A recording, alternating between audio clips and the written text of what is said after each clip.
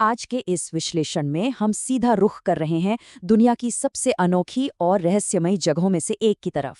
घने जंगलों और पहाड़ों के बीच बसा सबरीमाला सिर्फ एक मंदिर नहीं है, बल्कि एक ऐसा अनुभव है जहां भक्ति, तपस्या और रहस्य सब आपस में गुंथे हुए हैं। तो चलिए मिलकर डिकोड करते हैं उन कहानियों और कड़े नियमों को जो इस जगह को इतना खास बनाते हैं। अब 3 ऐसे सवाल हैं जो यकीनन हर किसी के दिमाग में आते हैं।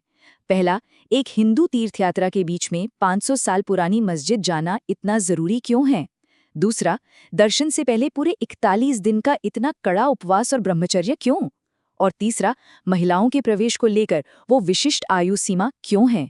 दिलचस्प बात यह है कि इन सबके जवाब इतिहास और हमारे मिथकों की गहराइयों में कहीं छिपे हैं।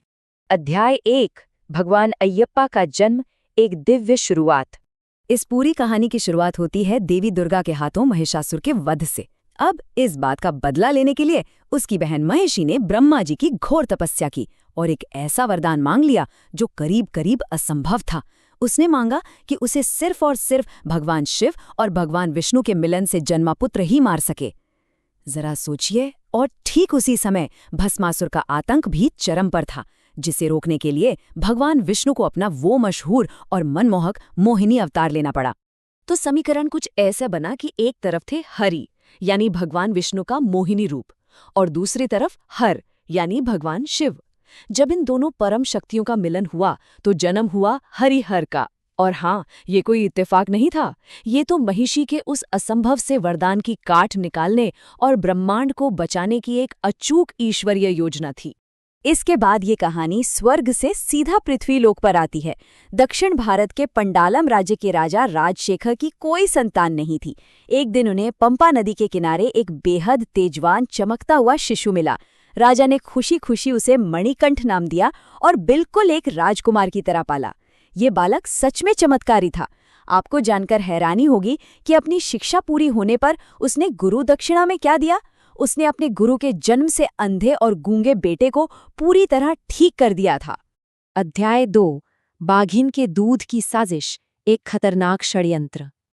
अब देखिए, जहां सत्ता होती है वहां लालच और साजिशें तो होती ही हैं।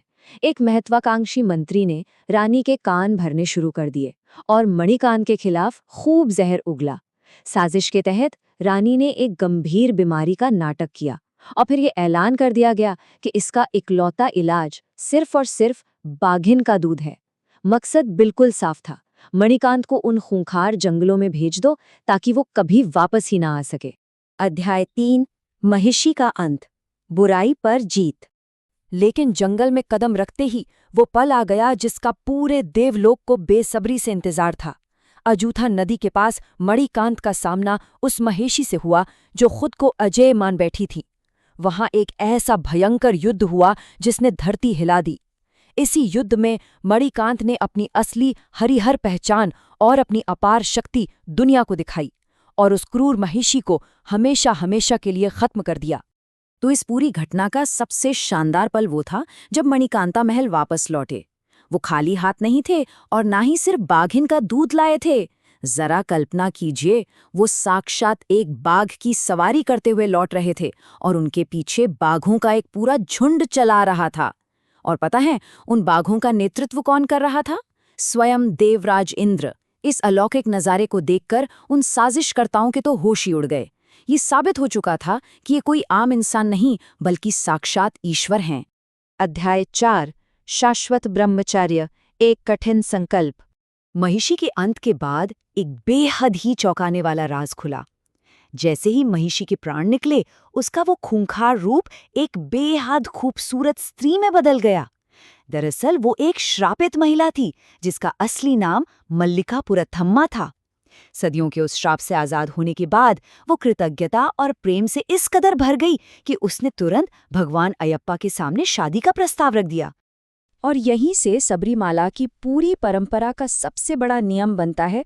कठोर ब्रह्मचर्य का पालन कर रहे भगवान अयप्पा ने मल्लिका पुरुथम्मा को एक वचन दिया, लेकिन एक शर्त के साथ। उन्होंने कहा, मैं तुमसे उसी दिन विवाह करूंगा जिस दिन मेरे पास नए भक्त, जिन्हें कन्नी स्वामी कहा जाता है, आना बंद कर देंगे।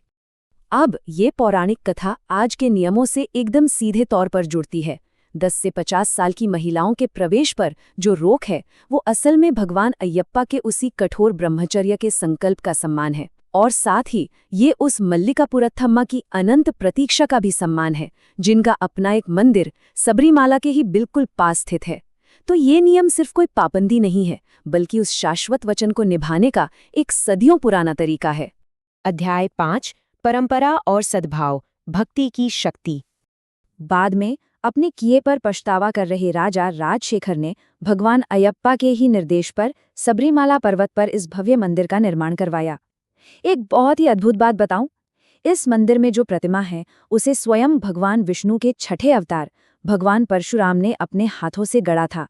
इसे मकर संक्रांति के बेहद शुभ दिन पर स्थापित किया गया था, और यही वजह है कि आज भी मकर संक्रांति इस मंदिर का सबसे बड़ा और अहम उत्सव माना जाता है। लेकिन सच कहूं तो भगवान अयप्पा तक पहुंचने का ये रास्ता बिल्कुल भी आसान नहीं है। ये एक बेहद कठिन तपस्या मांगता है। पूरे 41 दिनों का कड़ा उपवास, एकदम सात्विक जीवन और पूर्ण ब्रह्मचर्य। पर इस पूरी यात्रा की सबसे खूबसूरत बात क्या है? वो ये कि यहाँ सांसारिक पहचान और अहंकार की कोई जगह नहीं है। हर भक्त एक दूसरे को सिर्फ स्वामी कहकर बुलाता है। जब इंसान इस स्तर की शुद्धि पा लेता है, तब जाकर उसे उन 18 पवित्र सीढ़ियों को चढ़ने का हक मिलता है। अब हम आते हैं इस चर्चा के उस आखिरी और शायद सबसे खूबसूरत रहस्य पर।